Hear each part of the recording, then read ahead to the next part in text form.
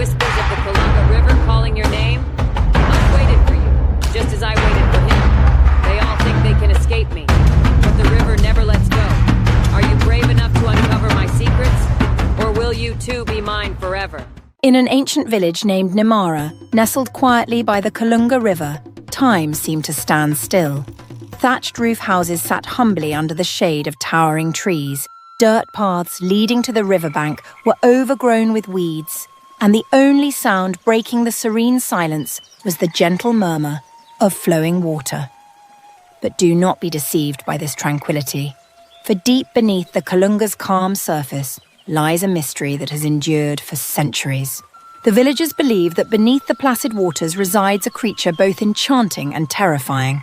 A golden mermaid, so breathtakingly beautiful that no one can resist her allure, yet with a heart as cold as the abyss. According to legend, anyone who falls under her gaze is destined never to return. On full moon nights, when silver light dances on the river, the people of Namara gather around a large bonfire.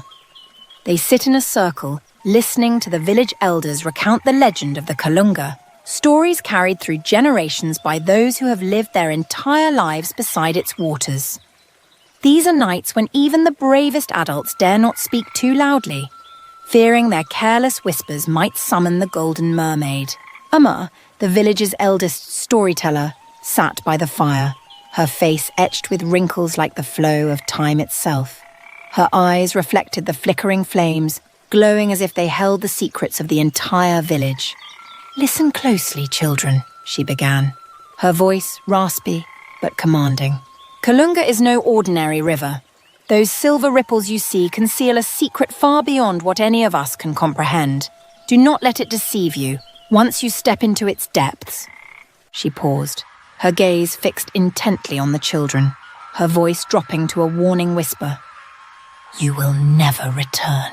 The children sat motionless, their wide eyes fixed on her, afraid to even blink. A breeze swept in from the river, making the fire crackle and dance, as though nature itself was affirming Amma's words. "But why, Grandma Amma? Why does no one return?" a curious little girl with bright, trembling eyes asked. Amma leaned in closer, her gaze taking on a mysterious glint. "Because the Golden Mermaid is not just beautiful, she is lonely. She yearns for a companion from our world, but her love, my dear children." Amma's voice trailed off, carried away by the cold wind, "is a possessive and ruthless love. Once she claims you, she never lets go." Amma's final words sliced through the quiet like a sharp blade, making the children huddle together, their eyes darting nervously. Yet amid their fear, a flicker of curiosity glimmered. Could these stories merely be fabrications meant to frighten them? While the children were left haunted by the tale, the adults of Namara often laughed it off. "It's just an old legend," they'd say, waving away the stories as nothing more than superstitions to keep the young ones away from the dangerous riverbank. But not everyone was skeptical. A few villagers, those who had heard whispers in the dead of night or seen strange golden lights glowing in the middle of the river, remained silent. They did not argue, nor did they elaborate, but their cautious gazes spoke volumes. Sometimes, legends hold a kernel of truth. The Kunga River continues to flow serene and enigmatic, as if daring anyone to uncover the secrets it guards. In the village, there remain curious hearts drawn to tales they claim not to believe. But will their skepticism shield them? Or will it pull them into the darkness of Kunga's mystery? In the village of Namara, where every person shared a deep connection with the Kunga River, there was a man named Malik. He was a skilled fisherman, known for his deft hands and unyielding patience. But Malik was different from the others in the village. He didn't believe the chilling legends that people told about the river.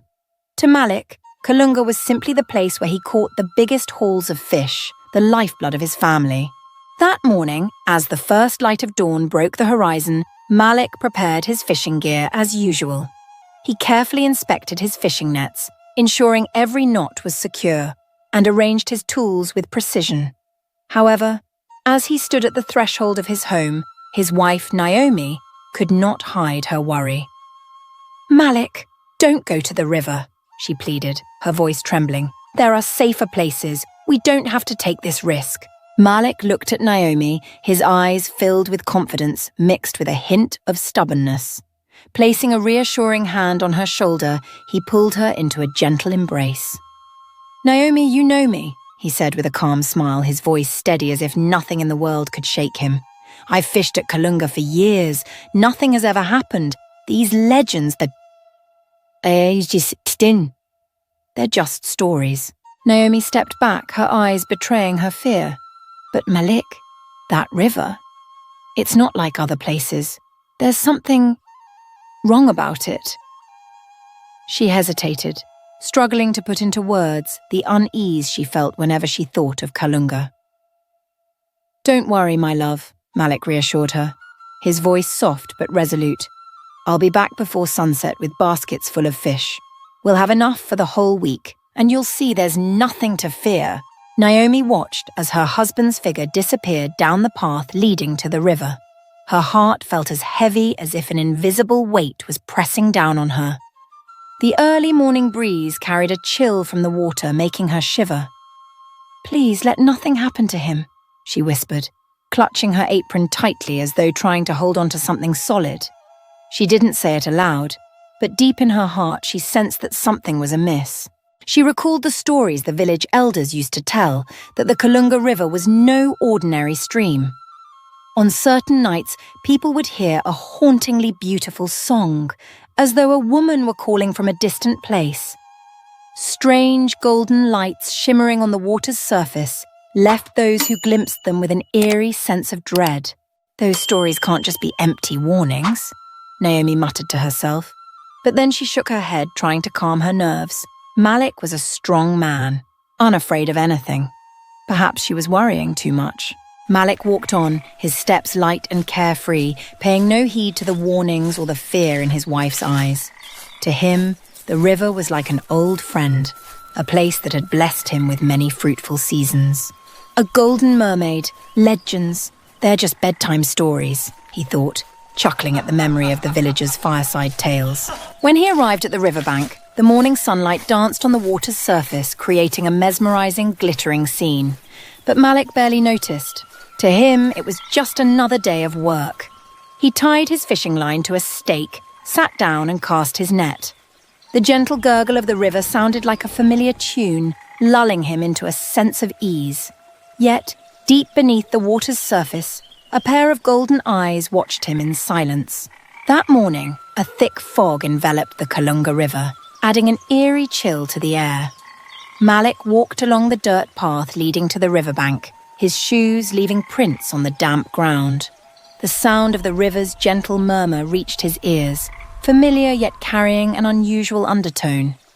Standing at the river's edge, Malik took a deep breath, feeling the cold mist brush against his face. The river lay still, like a mirror reflecting the faint light of dawn. He placed his basket and fishing rod on the ground and leisurely tied his line to a wooden stake, humming a tune he often made up during his fishing trips. "The Golden Mermaid, huh?" Malik muttered, chuckling to himself as he recalled the tales Amma used to tell. "If she's real, she's probably just a big goldfish." His voice echoed in the quiet surroundings, but instead of dispelling the stillness, it seemed to deepen the river's enigmatic presence. Malik cast his line into the water, his gaze drifting to the far-off horizon. A soft breeze rippled the surface, creating gentle waves. Everything felt calm, too calm. But the tranquility was short-lived. Just as Malik was about to reel in his line, a strange light appeared beneath the surface. At first, it was only a faint golden glimmer, like a large coin resting on the riverbed. But the light didn't fade. Instead, it grew brighter and more intense, spreading into brilliant golden streaks that pierced through the water. "What is that?" Malik squinted, staring intently at the glowing river. His grip on the fishing rod tightened as unease bubbled within him. Before he could process what was happening, his line suddenly went taut, as if something massive had taken the bait. Malik braced himself, his muscles straining as he pulled on the line. Sweat broke out on his brow despite the morning's cool air. "What have I caught?" he panted, his eyes filled with both curiosity and apprehension. The line rose from the water, droplets cascading like tiny diamonds. But instead of the large fish he expected, what emerged left Malik frozen in place. From within the golden light, a figure began to take shape. It was a woman, but not an ordinary one. Her upper body was that of a young maiden, with flowing golden hair that shimmered like a cascading waterfall. Her eyes glowed, not like human eyes, but like radiant golden gems, illuminated from within. Where her legs should have been was a glittering fishtail, each scale reflecting the light like a mosaic of diamonds. Malik staggered back a step, his heart pounding in his chest. "This can't be. This isn't real," he whispered, unable to look away from the creature before him. She gazed at him, her lips curving into a smile, both alluring and unsettling. When she spoke, her voice was as sweet as a spring brook, yet as chilling as the waters she called home. "Thank you for coming." Malik stood paralyzed, unable to move or speak. Confronted by her mesmerizing yet dangerous beauty, he realized with a sinking dread that the legends of the Kunga River were far more than mere bedtime stories. Before Malik could comprehend what was happening, the icy hands of the mermaid clasped tightly around him. A powerful force pulled him into the depths, leaving him utterly powerless. The frigid water enveloped his body, stealing his breath. In his panic, Malik thrashed and fought, but the mermaid's strength far surpassed that of any creature he had ever encountered. His lungs burned as he desperately gasped for air, the suffocating sensation growing with each passing second. Everything around him blurred into darkness, as though the river itself was swallowing him whole. Malik thought it was the end, that he would never again see the sunlight or his family. But then, something extraordinary happened. Suddenly, the suffocating pressure lifted. Malik opened his mouth to breathe and, to his astonishment, found that he could. He blinked, his eyes stinging from the water, but the sight before him left him speechless. Malik was no longer in the murky depths of the river. He was in a massive underwater cavern, more magnificent than anything he had ever imagined.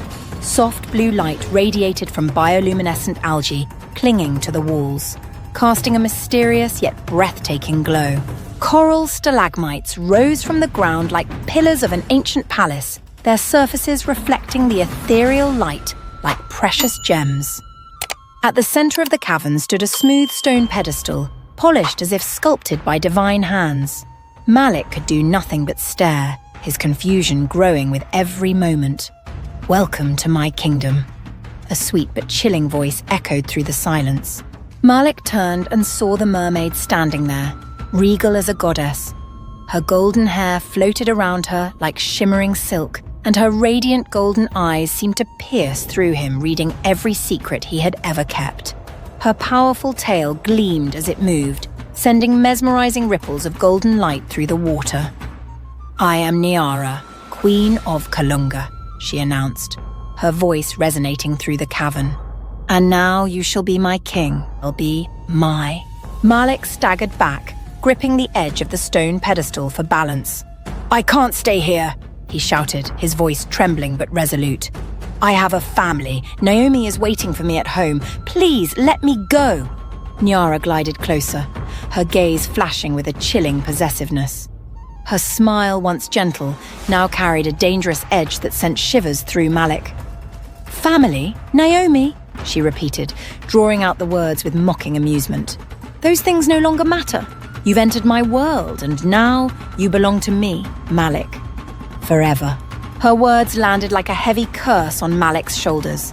He struggled against the pull of her presence, taking another step back, but his movements were slow and futile in the water. Niara raised her hand, and the water around him began to swirl. A powerful vortex thrust Malik into a corner of the cavern. Before he could react, shimmering cords of water coiled around his wrists and ankles, binding him to the wall. Malik thrashed against them, but the more he fought, the tighter they constricted, their icy grip biting into his skin. "You will learn to love me," Niara declared, her voice a chilling promise. "Time will erase your memories of the old world, and then you will only know me." With that, she turned and glided away, leaving Malik alone in the dimly lit cavern. Malik slumped against the restraints, overwhelmed by helplessness. In his mind's eye, he saw Naomi's face, her warm smile and gentle, loving gaze that had always been his anchor. But now those memories felt impossibly distant, like fragments of a life slipping away. 17 years had passed, yet the village of Namara remained unchanged. The Kunga River still flowed silently, guarding its deep secrets. In this quiet village lived a woman named Naomi, leading a modest life with a sorrow that lingered in her eyes. Every morning she stood at her doorstep, gazing toward the river as if waiting for something or someone to return. Since the day Malik disappeared, Naomi had lived in anguish and fear, yet she carried a secret that only she knew. 9 months after that fateful day, Naomi gave birth to a daughter and named her Laya. Laya became the miracle of Naomi's life, but she was unlike anyone in the village. Her hair shimmered with a pale golden hue in the sunlight, as though the river itself had left its mark on her. Her eyes were deep and mysterious, holding the colour of Kunga's waters on its stillest days. Villagers often looked at Laya with a mix of curiosity and unease. "She's different," they whispered among themselves. "It's as if she doesn't belong here." But to Naomi, Laya was everything. She raised her daughter with endless love, though her heart was constantly gripped by fear. Naomi decided to hide the truth about Laya's father, instead telling a simple story. "Your father died in a river accident." Laya believed her mother's words, but deep inside she always felt something was amiss. The Kunga River, with its eerie calm, seemed to exert an irresistible pull on her. On her 17th birthday, as the morning sunlight bathed the village, Laya felt a powerful urge, like the river itself was calling her name. It was a sensation unlike anything she had ever experienced. Naomi, noticing the change in her daughter's expression, knew the time had come to reveal the truth. "Laya," she began, her voice trembling, "there's something I've kept from you all these years." Laya sat beside her mother, her eyes filled with both curiosity and apprehension. "What is it, mother?" Naomi took a deep breath, her hands shaking as she grasped Laya's. "Your father. He didn't die in an accident. He disappeared in the Kunga River, and I believed he's still alive, but held captive by something not of this world." Naomi's words struck Laya like a bolt of lightning. "Held captive? By what?" she asked, her voice quivering but her eyes shining with determination. Naomi shook her head, tears streaming down her cheeks. "I don't know, but I was always afraid that if you learned the truth, you'd do something reckless." Laya sat in silence for a moment, letting her mother's words sink in. Then she stood, her eyes alight with unwavering resolve. "I can't sit here and do nothing, Mother. I have to find him." Naomi sprang to her feet, clutching Laya's arm tightly. "No, you can't. That river is dangerous. I've already lost your father. I can't lose you too." But Laya gently pried her mother's hands away, her gaze filled with both love and determination. "Mother, I can't ignore this. I've always felt the river calling me, and now I know why. I have to do this. For him, for us." Naomi watched her daughter, her heart heavy with pain and fear. But she knew, just as with Malik all those years ago, that nothing could stop Laya. As the first rays of sunlight pierced through the thin veil of mist shrouding the village of Namara, Laya stood at the path leading to the Kunga River. Her hands clutched tightly around a silver necklace her mother had given her as a protective charm. Her gaze was resolute, filled with determination, though deep within her a mix of anticipation and fear churned. From behind her, Jonas, her childhood friend, rushed over, his face etched with worry. "Laya, don't go. You can't do this," Jonas exclaimed, his breath heavy as he stepped in front of her. "I have to, Jonas," Laya replied, her voice calm but as sharp as the morning frost. "I can't stay still any longer. I need to know the truth. My father couldn't have vanished without a trace. If I don't go, I'll live the rest of my life in doubt." Jonas shook his head, his voice filled with near desperation. "Laya, you know the stories. Everyone in the village avoids the river. They say anyone who gets too close never comes back. Jonas, that's exactly why I have to do this, she said, her eyes gleaming with determination. They're afraid, but no one is brave enough to confront the truth. I can't live like that. Jonas stared at her, hearing the conviction in her voice. He sighed, his eyes dropping to the ground as if wrestling with his thoughts. Do you really think you can do anything? What if you disappear too, like the others? Lila shook her head gently, her eyes blazing with a strength Jonas had never seen before. If I disappear, at least I tried, but I can't keep living in the dark, Jonas. I'll do what no one else dares. I'll find my father. Jonas stood silently for a long moment, as though searching for a reason to stop her, but he knew nothing could sway Lila once her mind was set.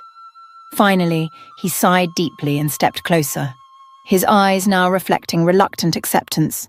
If you're determined, I'm not letting you go alone. Someone has to be there to make sure you don't do anything reckless.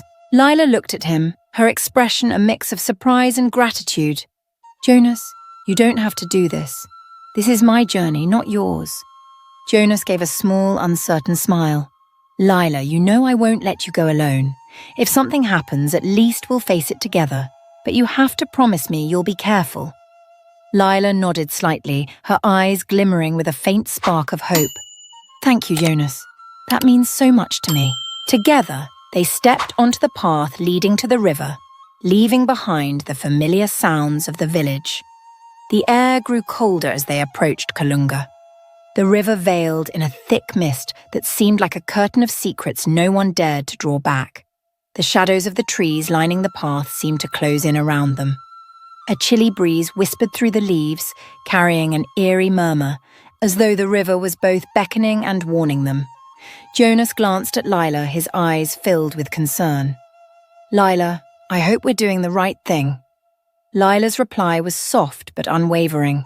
We'll uncover the truth, no matter what awaits us there. Lila stood at the edge of the Kunga River, her heart pounding in her chest.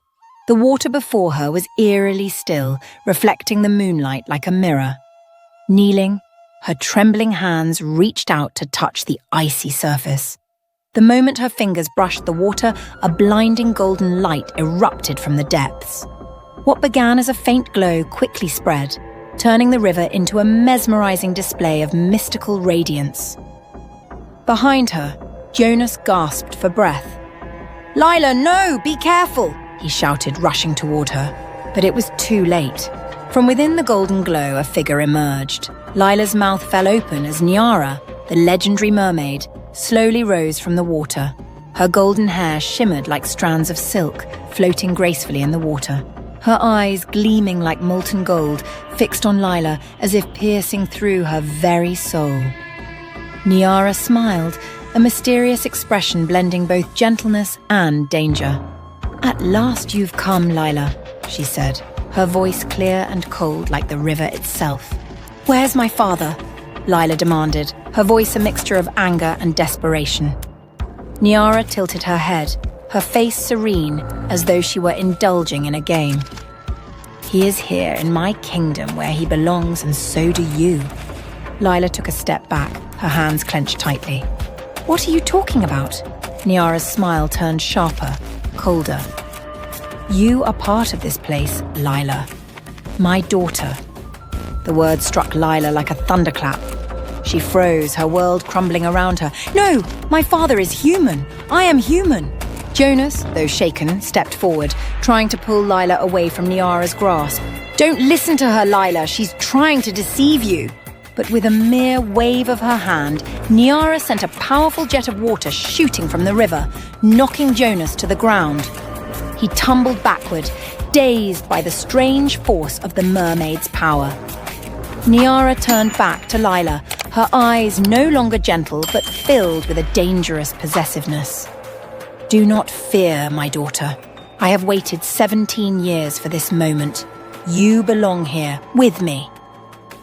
Lila shook her head, tears streaming down her face, though her voice remained steady. I am not your daughter. Where is my father? What have you done to him? Niara sighed, as though growing impatient. Your father is where he belongs, beside me. And now, you will stay here as well, forever. Lila felt an inexplicable pull toward Niara, as if some part of her longed to step closer, to lose herself in the mermaid's golden gaze. But as she teetered on the brink, the image of her mother, Naomi, flashed in her mind. "No," Lila whispered, her voice firm with newfound resolve. "I won't let you take me. I'll save my father and we will leave." Her words caused Niara's beautiful face to twist with fury. The mermaid let out a roar that made the water around her boil violently. "Don't you understand, Lila? You have no choice.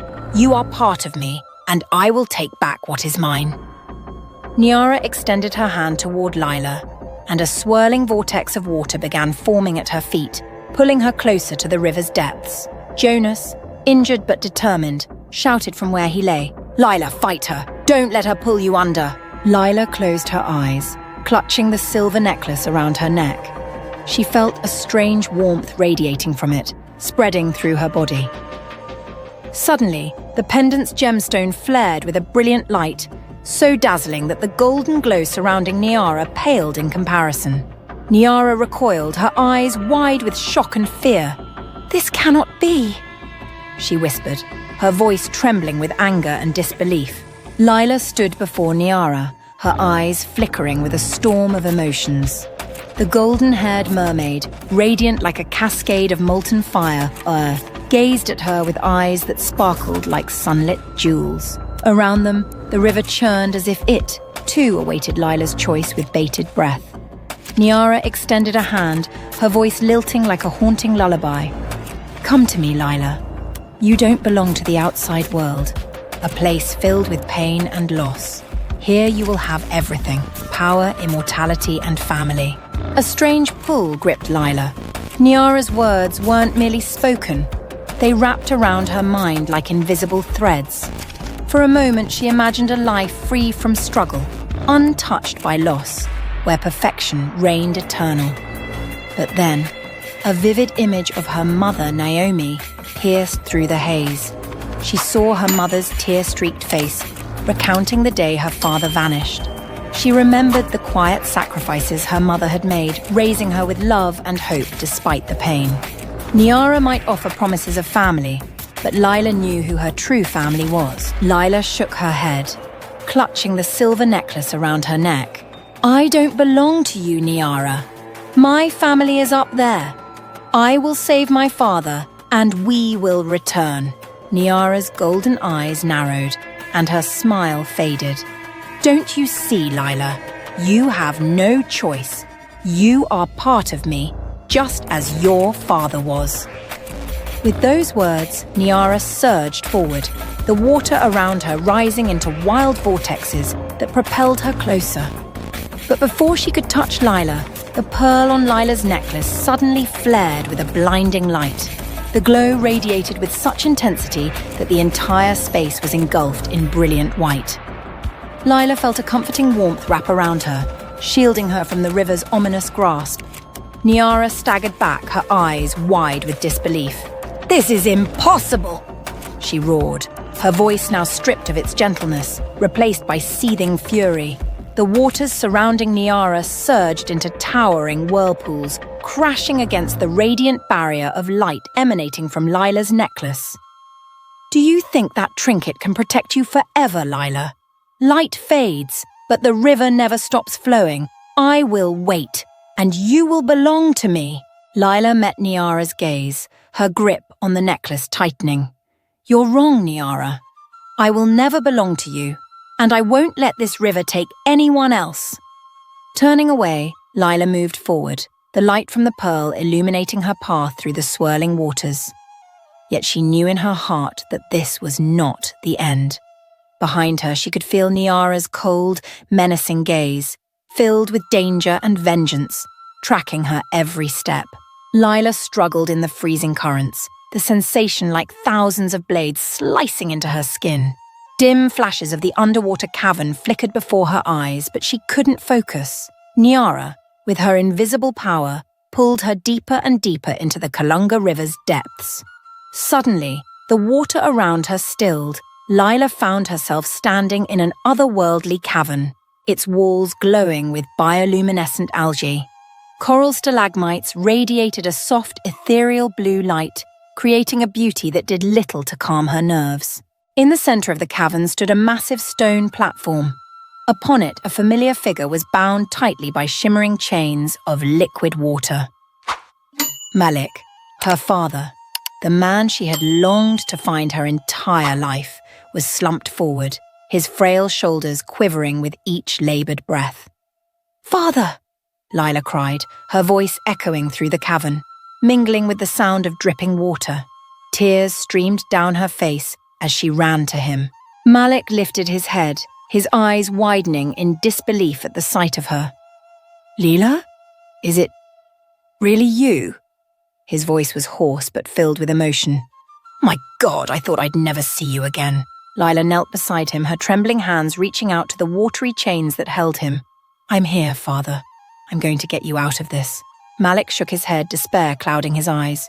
"You don't understand, Lila. These chains can't be broken. Niara, she'll never let me go." Lila glanced down at the pearl on her necklace, feeling its mysterious power radiating through her. Clutching it tightly, she felt its warmth spread through her hand, as if it were whispering encouragement. "Trust me, Father," she said, her voice firmer than ever. Raising the pearl toward the chains, its light flared suddenly, filling the cavern with a dazzling brilliance. The watery chains cracked like glass, shattering into droplets that scattered and vanished. Malik fell forward, freed after years of imprisonment. Lila caught him, tears streaming as she held him tightly. "We have to leave now," she whispered, her eyes darting toward the cavern's entrance. "Before she comes." But before she could move, a deafening roar filled the air. Niara appeared, her golden eyes blazing with fury, her hair flowing like molten rivers of fire. "Did you think you could steal what belongs to me?" she snarled, her voice as sharp and cold as blades, slicing through the air. Niara surged toward them, the water around her rising into wild, swirling columns. Lila gripped her father's hand tightly as the pearl on her necklace flared once more, its light more brilliant than ever. The glow expanded, forming an invisible shield that halted Niara's advance. "No!" Niara screamed, her voice echoing with rage. "You cannot escape. The Kunga River will always reclaim what is its own." But the pearl's light carved a path through the swirling waters, revealing an escape route back to the surface. Lila helped Malik to his feet, guiding him as quickly as possible toward the opening. When they broke through the surface and collapsed onto the riverbank, Lila gasped for air, glancing around as if emerging from a dream. Yet beside her lay her father, lost for 17 years but now alive, breathing heavily but free. "We did it, Father," she whispered, clutching the necklace tightly in her hand. But deep down, she knew this was not over. Beneath the river's surface, she could feel Niara's gaze, burning with hatred and the promise of vengeance. Under the warm rays of the sun, Malik and Lila knelt by the riverbank, holding each other tightly. Tears streamed down their faces, a mixture of overwhelming joy and relief as they reunited after 17 long years. Malik, though frail and trembling from exhaustion, gazed at his daughter with eyes full of pride and love. "I never thought I'd see you again, Lila," Malik whispered, his voice choked with emotion. "Neither did I, Father," Lila replied, her tears flowing freely. "But now you're safe and we'll never lose each other again." Yet, even as she clung to her father, Lila's eyes kept drifting back to the Kunga River. Its surface lay calm and serene, unnervingly so, as if everything that had happened was just a terrible nightmare. But she knew it was far from a dream. Deep within the water, she could feel Niara's gaze. From the shimmering depths, the golden-haired mermaid emerged briefly. Her piercing yellow eyes no longer burned with fury but held an eerie calmness, filled with an air of foreboding and mystery. "I will return, Lila," Niara's eyes seemed to whisper. "The Kunga River never lets go." A chill ran down Lila's spine, a cold tremor that lingered even under the sun's warmth. While the pearl's light had saved her this time, She knew the battle with Niara was far from over. A familiar voice called from the distance, pulling Lila from her thoughts. Naomi, her mother, came running from the village. Tears streamed down her face, but her expression radiated joy and disbelief as she saw her husband, the man she had waited for all these years. "Malik!" Naomi cried, throwing her arms around him and Lila. Though weak, Malik lifted himself to embrace his wife. "Naomi, I'm home." Naomi sobbed, holding her husband and daughter as if afraid they might vanish again. "Thank God our family is finally whole." Lila watched the emotional reunion, her heart swelling with happiness, though a quiet unease lingered deep inside her. As the sun dipped lower on the horizon, it cast a golden glow over the Kunga River, a haunting reminder of the ordeal they had just survived. Lila gripped the silver necklace tightly, her gaze once again drawn to the river's tranquil surface.